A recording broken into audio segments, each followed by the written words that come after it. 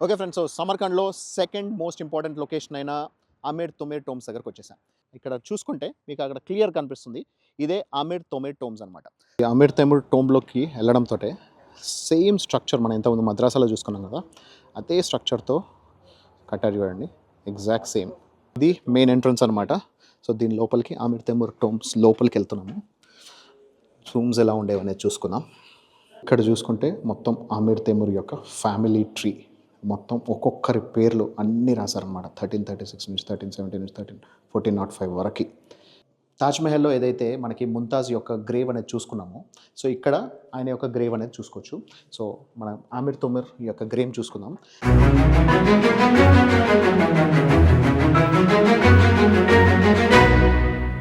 Okay friends. So సమర్కండ్‌లో second most important location అయిన Amir తొమేర్ టోంబ్స్ దగ్గరకొచ్చేసాం.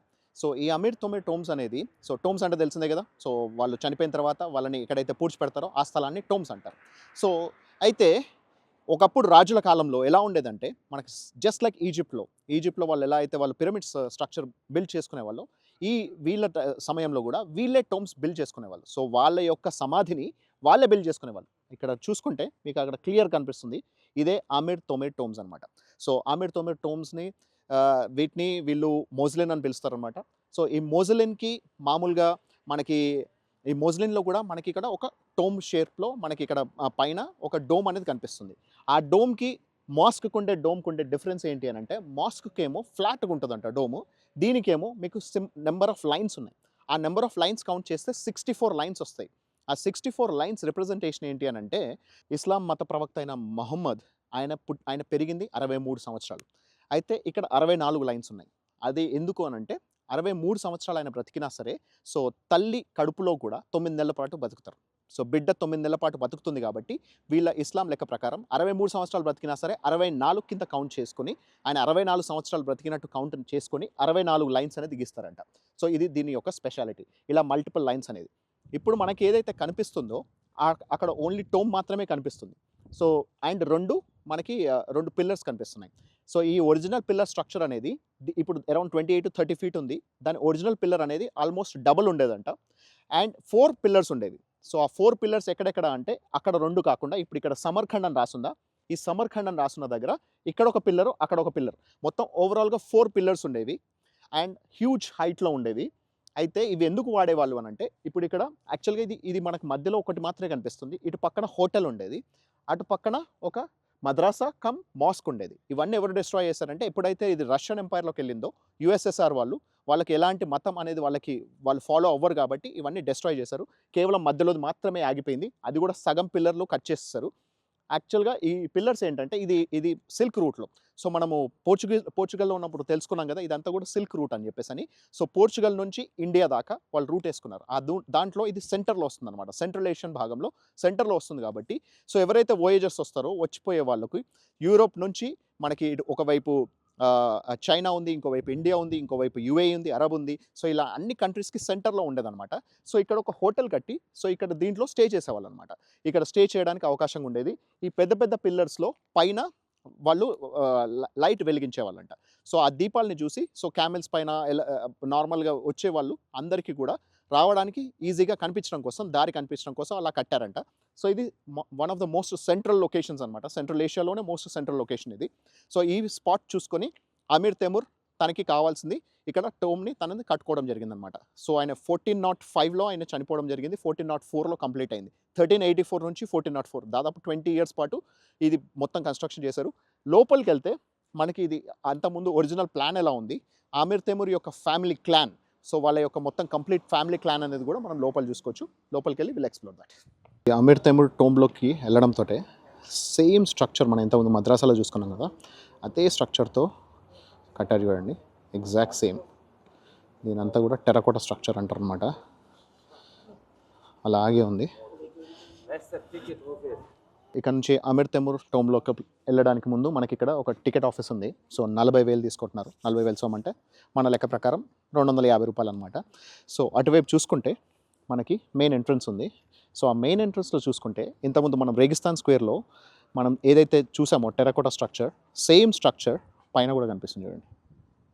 Similar structure మనకి మద్రాసా లోపల ఏదైతే మనకి మాస్క్ లోపల చూసామో సేమ్ స్ట్రక్చర్తో ఇక్కడ కూడా వాళ్ళు అలాగే బిల్డ్ చేశారు. సో దీని లోపలికి వెళ్ళి ఎలా ఉందనేది చూసుకుందాం. ఫ్రెండ్స్, ఇక్కడ మెయిన్ ఎంట్రన్స్లో ఎక్కడైతే మనకి కెమెరా కనిపిస్తుందో ఆ కెమెరా పైన ఒకటి వైట్ కలర్లో రైటింగ్ ఉంది చూడండి. అది ఇరానియన్ ఆర్కిటెక్ట్ ఎవరైతే ఇది కట్టారో అతని పేరు అనమాట. సో అతని పేరు కూడా ఇక్కడ వీళ్ళు స్కల్ప్చర్లో పెట్టేశారనమాట. సో ఇది కట్టిన తర్వాతే రేగిస్తాన్ స్క్వేర్ అనేది వీళ్ళ మనవడు కట్టడం జరిగింది. సో ఈ స్ట్రక్చర్ని వాళ్ళు ఫాలో అయ్యారనమాట. ఇరానియన్ స్ట్రక్చర్ సేమ్ ఇదే ఫస్ట్ ఇది కట్టారు, దీని తర్వాతే ఫాలో అయ్యారు. ఇంకా లోపలికి వెళ్తే చాలా ఇంపార్టెంట్ ఇన్ఫర్మేషన్ చాలా ఉన్నాయి, డీటెయిల్స్. యాక్చువల్గా ఆమీర్ తైమూర్ ఎందుకు అంత ఇంపార్టెంట్ అంటే he could be called as the father or the founder of Uzbekistan. ఎందుకంటే అప్పటిదాకా వీళ్ళు చెంగిస్ ఖాన్ యొక్క సంతతి యొక్క వాళ్ళ ఆధ్వర్యంలో ఉన్న దేశాన్ని ఆయన దాంట్లోంచి బయటకు వచ్చి ఒక రెబెలియన్ అనుకోవచ్చు. ఆయన ఈ పర్టికులర్ ఉజ్బెకిస్తాన్ని మొత్తం సపరేట్ కంట్రీగా మార్చేసి 27-28 దేశాలని ఆయన ఆక్రమించి 1000 బ్యాటిల్స్లో ఫాలో అయ్యి, సో అలా 1000 యుద్ధాల్లో 1000 రకాల యుద్ధాలు ఆయన పార్టిసిపేట్ చేసి ఆయన ఇంకా సజీవంగా ఉన్నాడు కాబట్టి he is one of the greatest warrior of Uzbekistan. కాబట్టి he is called as the father or he is also called as the founder of Uzbekistan.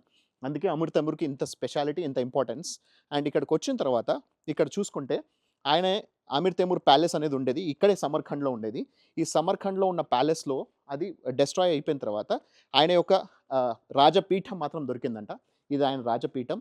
ఆయన రాజపీఠం అని ఎలా తెలిసిందంటే ఇక్కడ ఏదైతే ఉందో ఇక్కడ ఈ పర్టికులర్ దాంట్లో ఆయన కాలు ఇలా పెట్టి ఉండేవాడంట. ఎందుకు అనంటే ఆయన ఒక బ్యాటిల్లో ఒక యుద్ధంలో ఆయనకి కాలుకి దెబ్బ తగిలి ఆయన మోకాల్ని ఇలా బెండ్ చేసే అవకాశం లేకుండేదనమాట. సో మోకాల్ని బెండ్ చేసే అవకాశం లేదు కాబట్టి ఇలా పెట్టేసి దీంట్లో ఇలా పెట్టేసి ఆయన ఉండేవాడంట. ఆయన యొక్క ఆమీర్ తైమూర్ యొక్క రాజపీఠం అని చెప్పేసి అని మనకి ఇది క్లియర్గా అర్థమవుతుంది. ఇది దొరికింది, దీన్ని తీసుకొచ్చి పెట్టేశారు. ఆ తర్వాత ఇది ఈ పర్టికులర్ దీంట్లో pomegranate juice. So pomegranate juice అని అంటే దానిమ్మ పండు జ్యూస్ అనేది దీంట్లో వేసేవాళ్ళంట. ఈ నింపే వాళ్ళు వచ్చి నింపిన తర్వాత సైనికులందరూ ఒక్కొక్క స్పూన్ తాగాలనేవాళ్ళంట. అట్లా ఒక్కొక్క స్పూన్ తాగితే సో యుద్ధానికి వెళ్ళే ముందు ఖచ్చితంగా ఈ ఒక స్పూన్ తాగేసి వాళ్ళు ఎంతమంది యుద్ధానికి సైనికులు వెళ్తున్నారు ఆ తర్వాత వచ్చిన తర్వాత మళ్ళీ ఇంకో స్పూన్ తాగమనే వాళ్ళంట. అప్పుడు ఎన్ని తక్కువ మంది అయ్యారో అంతమంది సైనికులు చనిపోయారు అని చెప్పేసి ఒక లెక్కలాగా ఉండేదంట. సో మామూలుగా కౌంట్ చేయొచ్చు కదా అంటే ఇది వాళ్ళది ఒక పద్ధతి, వాళ్ళు ఫాలో అయ్యేవాళ్ళనమాట. దానిమ్మ పండు జ్యూసు అది కూడా ఒక స్పూనే తాగాలి. ఇక్కడ ఆ స్పూన్ని ఎన్ని స్పూన్స్ తగ్గితే అంతమంది వాళ్ళు ఆ యుద్ధంలో చనిపోయారని చెప్పేసి అని వాళ్ళకి తెలుస్తుంది అనమాట. సో ఇది ఆమీర్ తైమూర్ వాళ్ళ యొక్క దాని యొక్క పద్ధతిని ఇక్కడ వీళ్ళు ఫాలో అయ్యేవాళ్ళు. ఇది ఆయన యొక్క రాజపీఠం. ఆ వెనకాల ఏదైతే కనిపిస్తుందో అక్కడ అదంతా కూడా డిస్ట్రాయ్ అయిపోయిన మద్రాసా అనమాట. సో ఆ మద్రాసాలో స్కూల్ ఉండేది, వీళ్ళ ప్రీచింగ్ సెంటర్ ఉండేది, ప్లస్ అంతేకాకుండా అక్కడ వీళ్ళది ఒక మాస్క్ కూడా ఉండేది. అండ్ ఇక్కడ కూడా చూసుకుంటే మనకి ఈ టోంబ్ పైన ఫస్ట్ లెవెల్లో అంతా కూడా మనకి అక్కడ అరబిక్ భాషలో మొత్తం ఖురాన్లోని ఇంపార్టెంట్ వర్డ్స్ అన్ని ఇక్కడ రాశారంట. సో వాటన్నిటిని ఇక్కడ ఎన్గ్రేవ్ చేసి పెట్టారు. ఆ తర్వాత అక్కడ రైట్ సైడ్లో హనాకా అనేవాళ్ళు అనమాట. సో అదొక హోటల్లా ఉండేది. ఆ హోటల్ కాంప్లెక్స్ని వాళ్ళు మళ్ళీ వన్స్ అగైన్ రష్యన్స్ డిస్ట్రాయ్ చేశారు. ఆ హోటల్ కాంప్లెక్స్లోనే జనరల్గా ఎవరైతే వోయేజర్స్ వచ్చేవాళ్ళు ప్రయాణికులు వాళ్ళు వచ్చి ఇక్కడ సేదతీరి ఒక 2 రోజుల పాటు ఉండి వాళ్ళు కావాల్సిన ఫుడ్ తినేసి ఆ తర్వాత వాళ్ళ ప్రయాణాన్ని కొనసాగించేవాళ్ళు అనమాట. సో అది దానికోసమే స్పెషల్గా ఆమీర్ తైమూర్ ఈ పర్టికులర్ టోంబ్ కాంప్లెక్స్ని కట్టడం జరిగింది. ఇది మెయిన్ ఎంట్రన్స్ అనమాట. సో దీని లోపలికి ఆమీర్ తైమూర్ టోంబ్స్ లోపలికి వెళ్తున్నాము. రూమ్స్ ఎలా ఉండేవనేది చూసుకుందాం.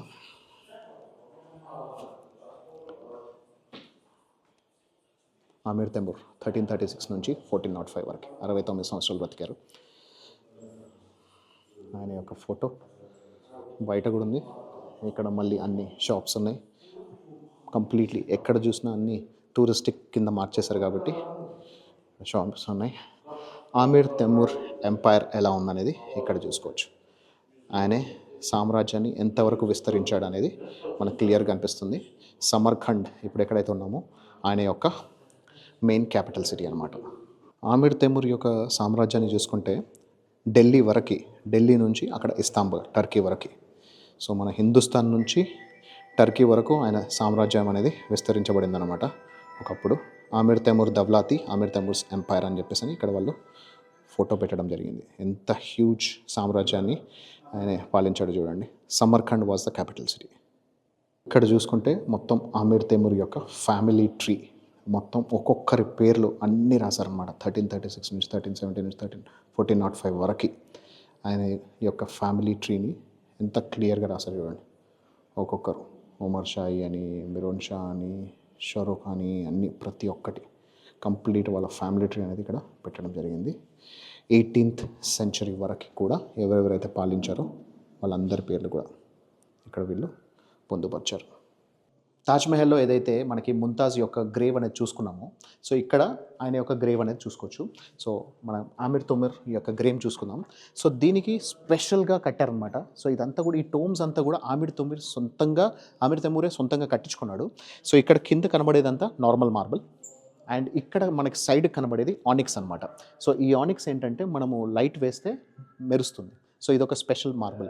అండ్ ఇక్కడ పైన మీకు కనిపించే గోల్డ్ ఎన్గ్రేవింగ్స్ ఏవైతే ఉన్నాయో, ఇక్కడ గోల్డ్ ఎన్గ్రేవింగ్స్ అన్నీ కూడా మనకి ఏవైతే గోల్డ్ ఎన్గ్రేవింగ్స్ చేశారో, సో ఇవన్నీ గోల్డ్ ఎన్గ్రేవింగ్స్ అన్నీ కూడా కంప్లీట్లీ ఇవి మనకి ఖురాన్లోంచి రాసుకున్నాయి అనమాట. So ఖురాన్లోంచి words.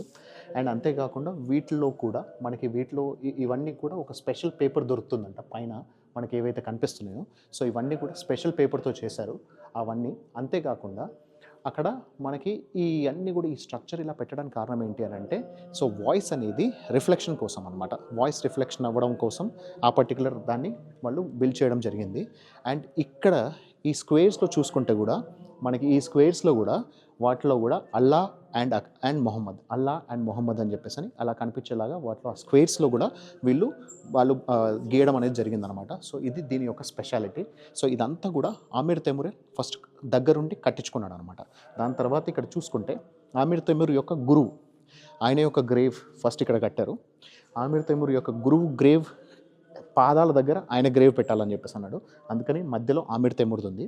అటువైపు చూసుకుంటే మనకి ఎవరైతే రేగిస్తాన్ స్క్వేర్ కట్టించారో ఆయన యొక్క మనవడిది అనమాట. ఆ తర్వాత మిగతా ఇంకో 2 గ్రేవ్స్ వాళ్ళ కొడుకులవి. సో ఇవన్నీ ఇక్కడ గ్రేవ్స్ పెట్టడం జరిగింది. దీని కింద ఒక 3 meters లోపలికి వెళ్తే కింద లెవెల్లో అచ్చల్ గ్రేవ్ ఉంది. ఇవి పైన ఓన్లీ వాళ్ళ రిప్రజెంటేషన్ లాగా ఇవి పెట్టడం జరిగిందంట.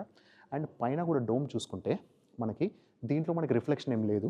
సో మనకి ఈ 3D స్ట్రక్చర్ ఏం లేదు మనకి రేగిస్తాన్లో ఉన్నట్టు.